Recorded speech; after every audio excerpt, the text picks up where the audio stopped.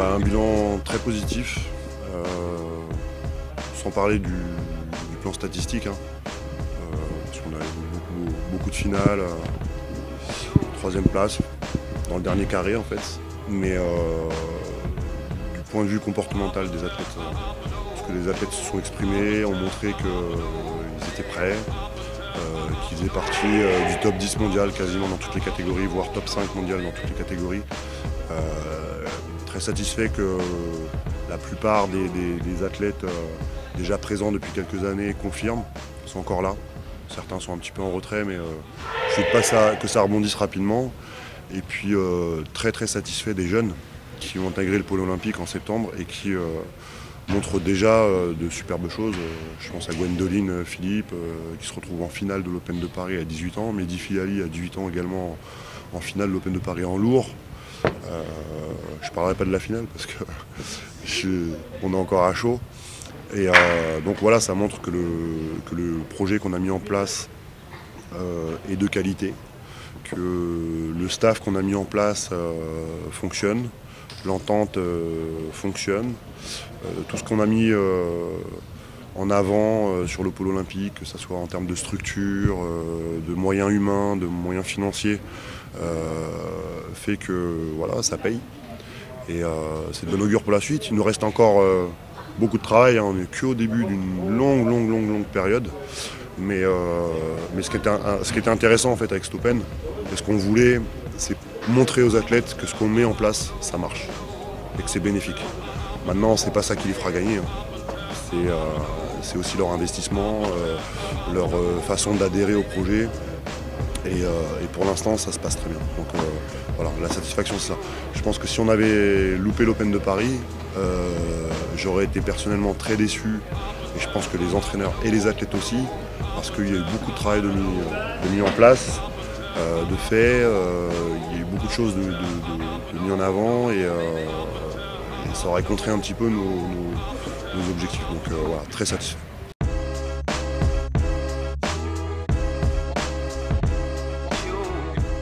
C'est très important, c'est essentiel. Dans le sport de haut niveau, vous êtes constamment en train d'essayer de prouver aux athlètes que ce que vous dites, c'est vrai.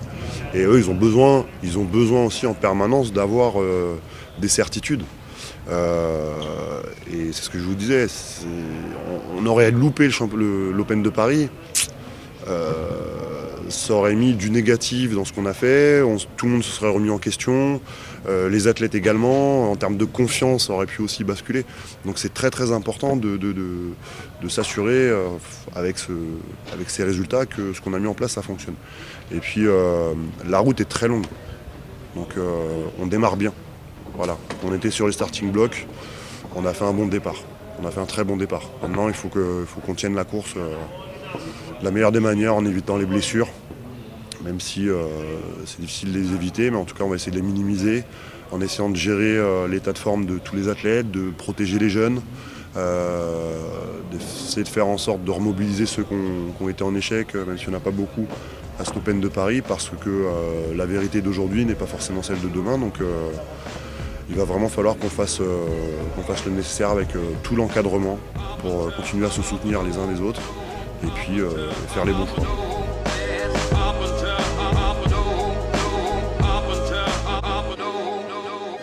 Non mais déjà dans un premier temps, oui, on va leur laisser un peu de repos parce que faut qu'ils récupèrent. Il y a eu beaucoup de combats, beaucoup de combats très accrochés. C'est ce que je retiens moi de l'Open de Paris, c'est qu'il y a eu des combats très accrochés. Et en général, soit on gagne, nous les Français, soit on gagne largement, soit on gagne facilement. Soit on perd parce qu'on n'arrive pas à revenir au score. Et là, ce que je remarque, c'est qu'on prend des points, on en remet, on prend des points, on en remet. Donc le positif, c'est qu'on arrive à en remettre. Le négatif, c'est qu'on en prend, mais bon, ça fait partie du jeu. Donc on va essayer de faire en sorte d'en prendre un petit peu moins et d'en mettre un petit peu plus. Et puis là, la suite, on va s'entraîner avec les Japonais. Donc ça tombe très bien, parce que les Japonais ont fait aussi un très bon Open de Paris. On savait qu'ils allaient être forts de toute façon sur toute la période pré-olympique. Donc le fait de s'entraîner avec eux, on va continuer à les observer, on va continuer à essayer de déceler les failles, leurs points forts aussi. Et puis voilà, la route est très longue. est très très longue. Donc qu'on soit en forme aujourd'hui, c'est très bien, mais ça veut rien dire. Que les Japonais soient en forme aujourd'hui, c'est très bien, mais ça veut rien dire non plus. Donc nous, on en a conscience. J'espère qu'eux, ils en ont un peu moins conscience que nous.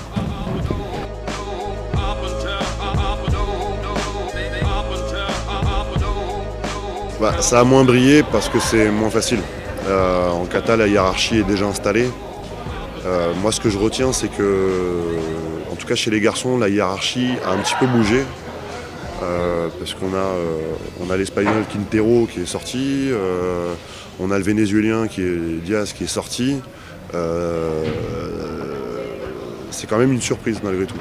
Et nous, on a notre petit Enzo là qui commence à monter. Son style a plu aujourd'hui, alors que d'habitude il perd, on ne sait pas pourquoi. Et là on sait pourquoi, et c'est ça qui est intéressant. Il a fait des bons tours, il n'a pas fait d'erreur, il a montré un peu plus de personnalité. Voilà, il est encore jeune, il est tout frais chez les seniors, la route est encore longue, il a le temps de se faire connaître. Et on y va vraiment step by step avec lui. Chez les filles, voilà, un petit peu déçu, parce qu'on s'attendait un petit peu à mieux de la part des meilleurs, qui ont voilà, Sandy Scordo, qui normalement était bien classé dans le ranking mondial, et puis même dans la hiérarchie mondiale, qui est passé complètement à côté. Donc voilà, on va se poser les bonnes questions, j'espère qu'elle aussi. Après, les autres filles derrière ont fait un parcours intéressant, mais ça reste insuffisant. Donc il y a beaucoup de travail chez les katas, il y a beaucoup de travail à faire, mais ce qui est bien, c'est qu'il y a beaucoup de travail engagé déjà. Voilà, ça bosse vraiment dur, et c'est une discipline qui demande beaucoup de temps. Dans l'entraînement, mais aussi le temps de se faire connaître, de faire connaître son style, sa personnalité. Voilà, c'est très artistique comme discipline, et donc voilà, il faut qu'on les fasse tourner, on a du temps, on va l'utiliser à bon escient.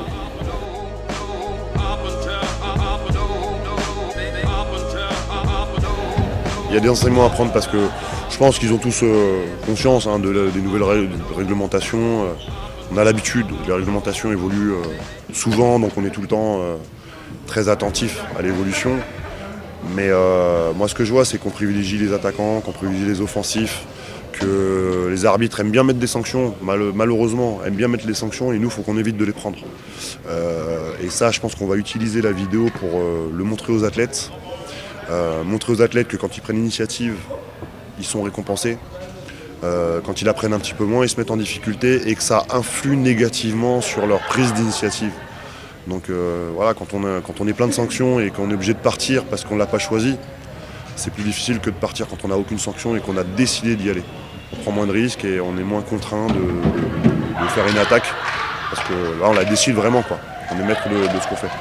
Donc voilà, il y a des enseignements à tirer sur ça, et nous il faut aussi qu'on continue à donner un style propre à l'équipe de France. C'est en train de prendre ça, c'est vraiment en train de prendre. On a vu des Français très offensifs. On a vu des jeunes très spectaculaires, aller de l'avant, faire des erreurs certes, aller de l'avant, aller chercher des points, prendre des risques.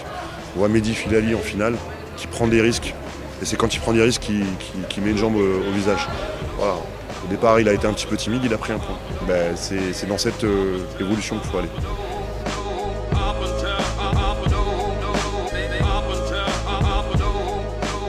Je remercie vraiment Mathias Ricard et Mathieu Kossou qui ont apporté une dimension physique qu'on n'avait pas. Nous on pensait qu'on avait des athlètes qui étaient physiquement bien, certains un peu moins bien. Et finalement on se rend compte avec le travail qu'ils font que physiquement ils n'étaient pas top, quoi. Et aujourd'hui j'ai vu aucun de nos athlètes tirer la langue. Mais vraiment, hein, sur les fins de combat, avec des combats très difficiles, hachés, avec beaucoup d'engagement, on était toujours sur l'avant, quoi. Ils continuent à attaquer, alors que ça passe ou que ça passe pas, c'est pas vraiment le problème. Ils étaient vraiment en forme physiquement. Donc ça, c'est une très bonne chose. Après, voilà, faut falloir trouver les curseurs pour pas en faire trop, pour essayer de toujours avoir une harmonie sur l'état de forme. Mais voilà, on a des bons préparateurs physiques. Ce qu'on a réussi à faire, c'est de mettre un préparateur physique qui a l'expérience d'un parcours olympique, avec des compétitions régulières, avec beaucoup de pression, etc. Qui travaille encore avec l'équipe de boxe olympique, qui est énormément investi sur la préparation, qui est très présent, qui est énormément investi. Et je pense que ce qu'on a fait bien aussi, c'est de l'associer à Mathieu Kossou, qui est un ancien membre de l'équipe de France, qui est préparateur physique professionnel et qui lui peut apporter sa touche spécifique, quoi. Et donc à deux, ils arrivent à vraiment faire un super boulot. Et que ce soit pour les katas et les combats. Et les katas, je trouve que c'est en train de payer aussi.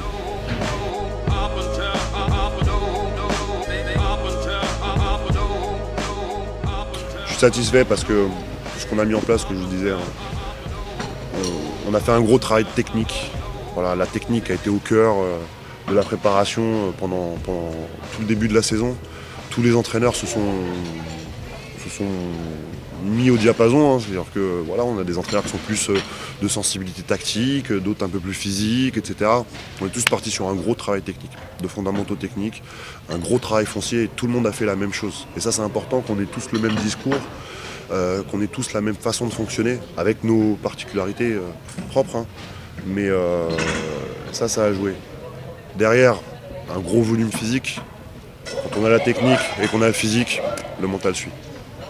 Tactiquement, après, il y a juste à écouter un petit peu son coach, à être un minimum intelligent, mais quand techniquement on est bon, physiquement on est prêt, derrière il y a tout qui passe. C'est beaucoup plus facile. Donc ça, il va falloir vraiment qu'on l'entretienne et qu'on garde aussi notre cohésion dans le staff, entre Olivier Baudry, Ludovic Cacheux, qui font un super boulot sur Pôle Olympique. Ils sont tous les jours au charbon. Il y a une super relation entre nous trois. J'ai pas besoin de gueuler, donc ça c'est super intéressant et c'est confortable. Et ils adhèrent au projet. Donc on a le même discours, on a la même façon de voir les choses. Et derrière, ce qui est super bien aussi, c'est que j'utilise beaucoup les entraîneurs jeunes. Donc Alex Biamonti, Cécile Boulesnan, Franck Bisson, Nadir Benaïssa, mais également Lionel Nardi, qui est entraîneur du pôle, pour alimenter encore le pôle olympique, sur les entraînements personnalisés, sur les conseils, sur la prépa physique, sur tout, quoi. Donc aujourd'hui, être au pôle olympique, ça veut dire, c'est pas être avec un entraîneur, son entraîneur, c'est avec 7 entraîneurs, quoi. 2 préparateurs physiques, 3 kinés, un médecin qui vient régulièrement et qui tourne. Donc il y a vraiment une structure autour de cette équipe qui est énorme. Et on n'a pas fini. On n'a pas fini. On a des failles. Et à nous de les identifier et d'alimenter en corrigeant un petit peu, en ayant des remédiations. Voilà. Peut-être s'entourer encore d'autres personnes. Voilà, parce qu'on prépare un truc qui est quand même assez fantastique et très élevé. On voit le parcours. Pour être au jeu, il faut vraiment avoir un niveau extraordinaire, quoi. Les 4 premiers au ranking, après il y a le Tekio, et ça fera beaucoup de place, hein.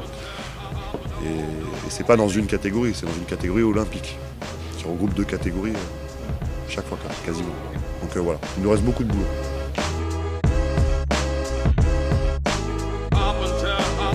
On va gérer, là on a la Serie A en Espagne dans 2 week-ends. Volontairement, on n'envoie personne. On n'envoie que des katas, des jeunes pour leur donner un petit peu d'expérience.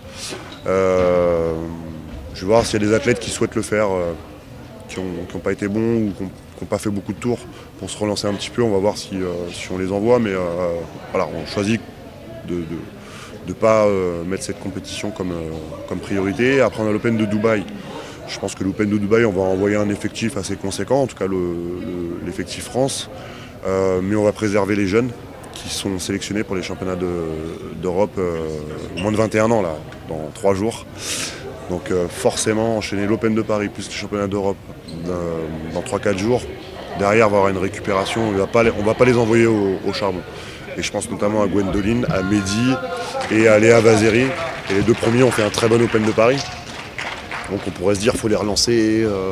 Mais je pense que voilà, il faut qu'on soit intelligent, mesuré avec eux. Et on va les laisser récupérer, on ne va pas leur gonfler la tête et le reste pour aller à Dubaï. Ensuite, on a Rotterdam. Rotterdam, on va s'en servir comme préparation au championnat d'Europe. Donc voilà, ça peut aussi jouer comme compétition pour départager certains athlètes. Après, on a l'Open du Maroc, toujours une K1, un mois avant les championnats d'Europe. Donc je pense qu'on va faire un mix entre ceux qui ont besoin de la faire et ceux qui ont un peu moins besoin. Donc on fera peut-être un effectif réduit de 50%.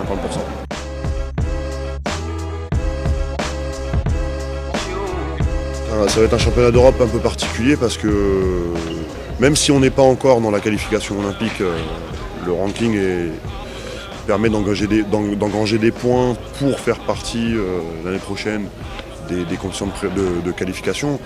Mais on sait que l'année prochaine, le championnat d'Europe aura une importance en individuel, et uniquement en individuel pour les athlètes positionnés dans le ranking. Cette année, non. Mais malgré tout, je pense qu'on va faire une répétition générale de ce qui va se passer l'année prochaine et dans 2 ans. Donc on va se réunir avec le staff, savoir quelle stratégie on met en place pour ce championnat d'Europe. Est-ce qu'on fait tout sur les individuels ou est-ce qu'on fait un petit peu un mix en se disant bon, les équipes c'est quand même malgré tout très important culturellement et on y attache une grosse importance, ou est-ce qu'on se met un petit peu en retrait par rapport aux équipes et on fait tourner des jeunes pour leur donner de l'expérience. Ce sera bénéfique pour 2020 et 2024.